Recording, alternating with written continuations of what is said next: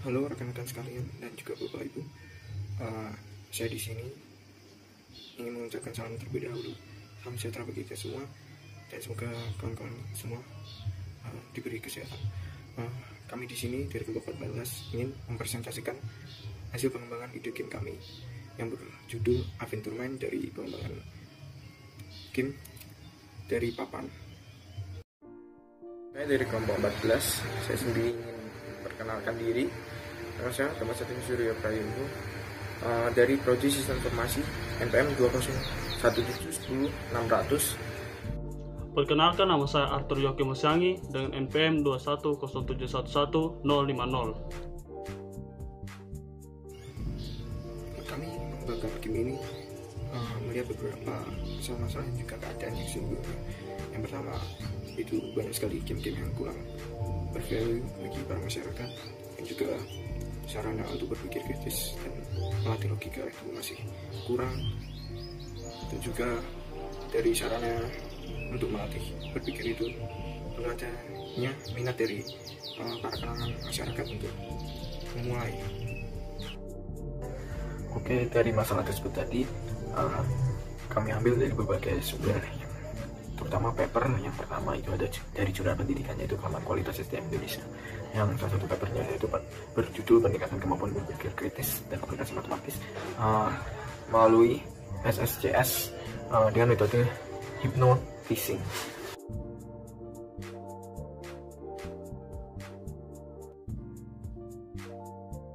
Signifikan terbukti dengan kualitas adanya minat maupun kesempatan dalam memahami materi melalui game. Dan juga masalah game-game yang kurang bervalue dapat kita temui juga di berbagai media sosial juga, baik itu dari Twitter, Instagram, Facebook maupun dari media sosial lainnya.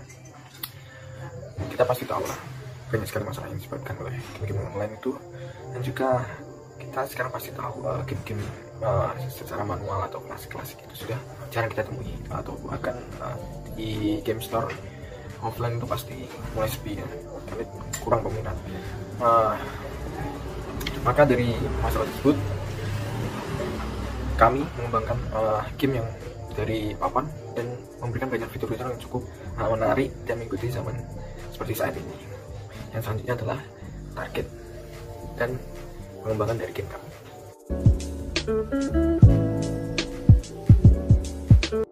Permainan ini kami bagi menjadi 3 level, yaitu level 1, level 2, dan level 3. Untuk level 1, target pasar kami yaitu untuk anak berusia sekitar 10-14 tahun, yang dimana pada umumnya adalah pelajar SD sampai SMP. Pada level 2, target pasar kami yaitu untuk usia sekitar 15-20 tahun, dan level 3 untuk 20 tahun ke atas. Pada level 1, kami mendorong para pemain untuk berimajinasi. Jadi para pemain ini berimajinasi kalau setiap langkah dalam permainan ini adalah petualangan. Kami juga mendorong para pemain untuk berkreativitas dalam menggambar pola dan desain. Dan pada level ini juga terdapat simple puzzle. Jadi simple puzzle ini seperti permainan logika sederhana berupa puzzle pada setiap rintangan. Untuk level 2, kami mendorong pemain untuk berpikir kritis, yang dimana setiap langkah memerlukan strategi untuk mencapai finish. Kami juga mendorong kreativitas para pemain untuk menemukan pola dan desain, dan di level ini juga terdapat middle puzzle, yang dimana sama seperti pada level 1, ini juga puzzle pada setiap rintangan, tetapi memiliki tahap yang lebih sulit daripada yang di level 1.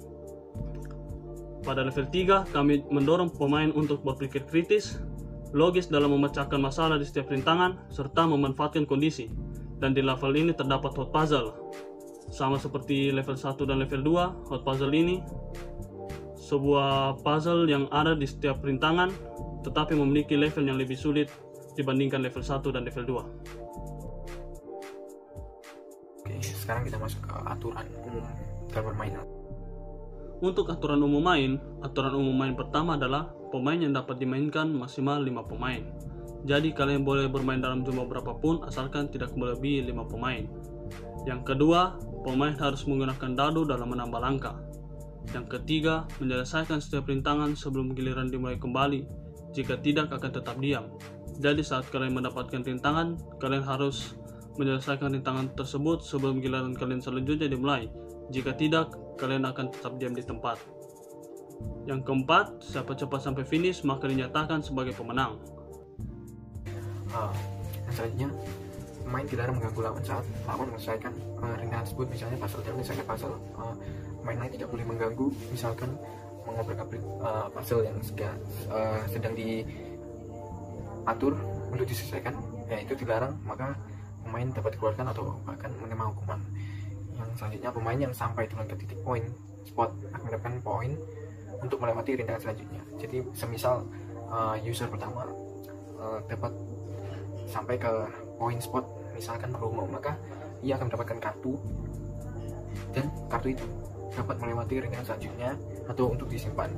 Misalkan pemain habis dari spot, maka ia mendapatkan rintangan. Jika pemain kira rintangan itu cukup mudah, maka ia tidak perlu menggunakan kartu poin tadi untuk menyelesaikannya.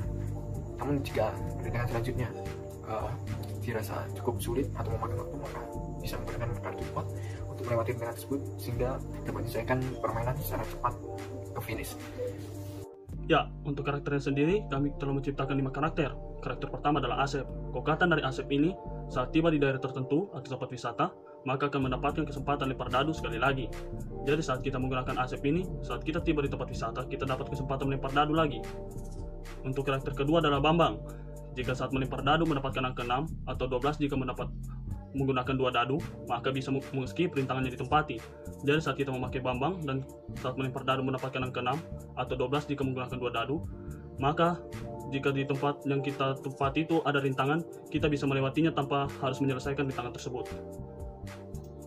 Ya, untuk ketiga adalah Ucok. Kekuatan dari Ucok ini, saat singgah di petak yang sama dengan lawan terlempar 3 petak ke belakang. Jadi saat kita menggunakan Ucok dan tempat yang kita tuju ada lawan di petak tersebut, maka lawan tersebut akan terlempar 3 petak ke belakang. Yang keempat adalah Venus. Untuk kekuatan dari Venus ini, saat singgah di petak yang sama dengan lawan, kita dapat melempar lawan ke penjara. Jadi saat tempat yang kita tuju ada lawan di petak tersebut, lawan tersebut akan dilemparkan ke penjara. Ya, untuk karakter yang kelima adalah Sta. Kekuatan dari Sta ini adalah imun terhadap semua kekuatan lawan. Jadi saat kita menggunakan Sta dan ada lawan yang ingin menggunakan kekuatannya kepada kita akan tidak terpengaruh apa-apa terhadap kekuatan lawan. Tetapi kekuatan ini akan bisa diaktifkan kembali setelah 7 kali lemparan dadu. Selanjutnya, komponen dari game ini tentunya dalam board game ini pasti ada dadu. Dadunya kami desain seperti ini. Mungkin dapat diselesaikan dengan mudah, dan juga papan dan juga kartu.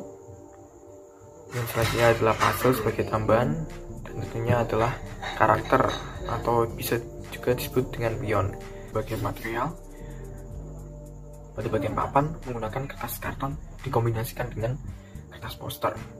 Dan selanjutnya adalah puzzle menggunakan bahan plastik. Bahan plastik itu sendiri menggunakan polyvinyl chloride atau PFC, atau juga lebih dikenal dengan nama VIN. Yang selanjutnya itu pion sebagai karakter menggunakan acrylonitrile dan styrene. Untuk dadu menggunakan polyvinyl chloride sama dengan bahan-bahan tadi. Dan yang ketiga itu kartu menggunakan kertas poster saja.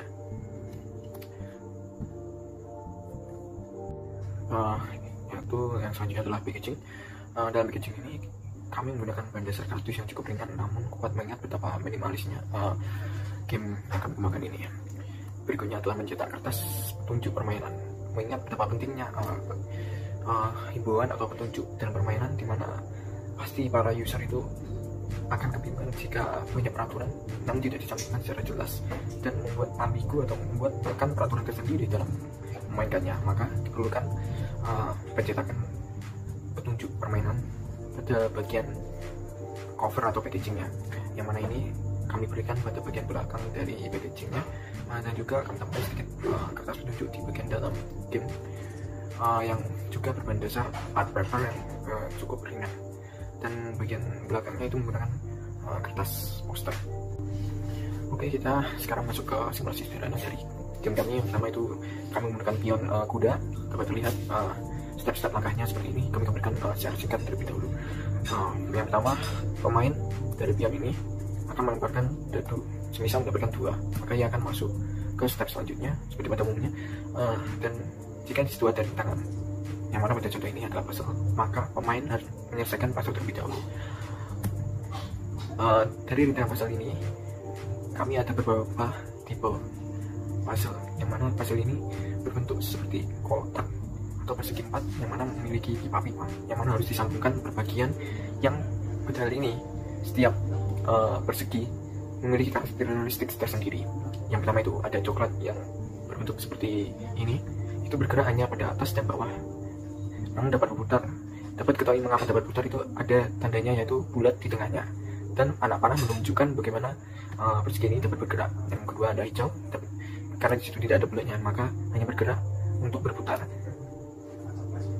Dan yang ada gambar persegi yang ungu, itu hanya bergerak kiri dan kanan, namun tidak dapat berputar karena tidak ada bulatan di tengahnya. Yang selanjutnya ada bagian biru. Bagian biru di sini menunjukkan bahwa ia tidak dapat digerakkan, namun dapat berputar, ditunjukkan dengan adanya bulatan di sini. Dan ungu sama seperti yang tadi, ini hanya bisa bergerak atas dan bawah. Dan yang contoh ini, yang paling unik yaitu berwarna merah dan tidak ada bulatannya di tengah, malah ada bulatan 4. Itu menunjukkan ini tetap. Jadi ini ibarat sudah dipatenkan, jadi tidak bisa bergerak, hanya seperti itu saja.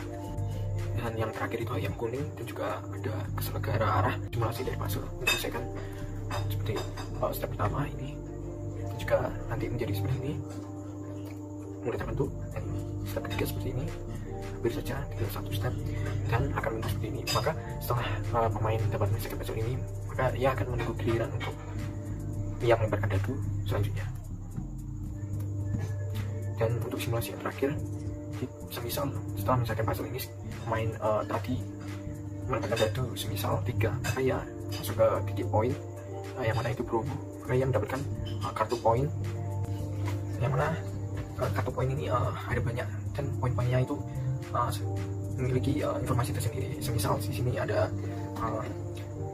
Taman Nasional Baluran, ini berbentuk seperti ini, saya buat prototipe seperti ini. Juga bagian depannya seperti ini, semisal Bromo akan tertulis seperti ini.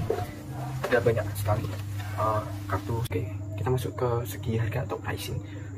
Dari harga kita banyak mempertimbangkan dari segi bahan dan juga aspek lainnya, yaitu pasar yang kita masuki.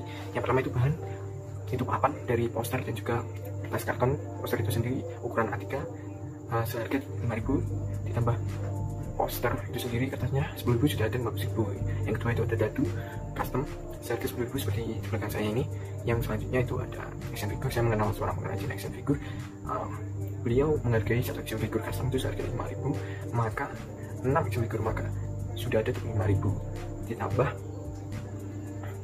dari kartu spot itu 20.000 dari ukuran A5 yang diambil dari beberapa kertas A3 yang dipotong-potong menjadi kecil-kecil berbagian A5, kurang lebih A5 ukurannya untuk kartu spot. Dan juga untuk segi packaging itu menggunakan plastik seharga 500, namun kita hargai secara 2.000, ditambah lagi kertas pelapis bawah itu 10.000, dan juga kardus minimalis seharga 10.000. Semua di total sudah ada 83.000, dan kita mengambil untung secara pasar harganya kita ambil 100.000, namun kita menggunakan psikologi harga dengan menuliskan 99.000. Untuk sumber literasi, Jurnal Pendidikan Kelemahan Kualitas SDM Indonesia, Dimyati A 2015, peningkatan kemampuan berpikir kritis dan komunikasi matematis siswa MTS melalui model search, solve, create, and share dengan metode hypnoteaching atau tesis Universitas Pendidikan Indonesia, Bandung. Dan Samsia N 2014, kemampuan berpikir kreatif dalam memecahkan masalah matematika open-ended ditinjau dari tingkat kemampuan matematika siswa sekolah dasar, Jurnal Pendidikan Matematika. Sekian dari kami, terima kasih kepada teman-teman dan dosen sekalian karena telah menyaksikan hasil presentasi kami.